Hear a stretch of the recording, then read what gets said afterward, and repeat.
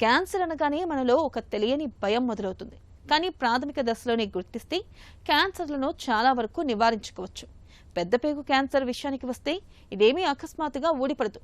మొదట పాలిప్స్గా మొదలై తర్వాత నెమ్మదిగా పెరుగుతూ చివరికి కణితులుగా మారుతూ ఉంటుంది. అయితే క్రమం తప్పకుండా కొలనోస్కోపీ వంటి పరీక్షలు చేయించుకుంటూ ఉంటే పేగులో క్యాన్సర్ను ముందుగానే పసిగట్టవచ్చని చెబుతారు డాక్టర్లు. పెద్దపేగు క్యాన్సర్ను ముందుగానే పట్టుకునే మార్గాల గురించి ఇప్పుడు తెలుసుకుందాం.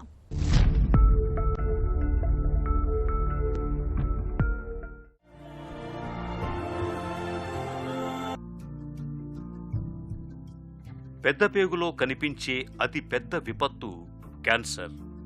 ప్రపంచవ్యాప్తంగా ప్రతి ఏటా 5 లక్షల మందిని బలి తీసుకుంటోంది.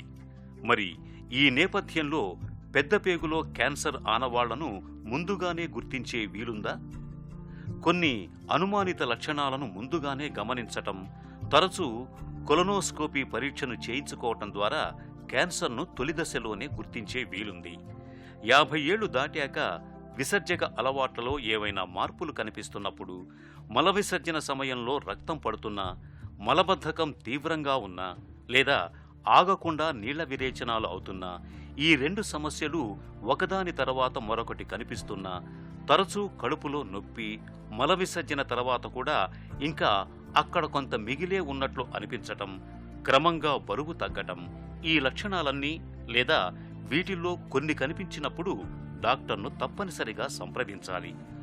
కొలనోస్కోపీ పరీక్ష చేయించుకోవాలి.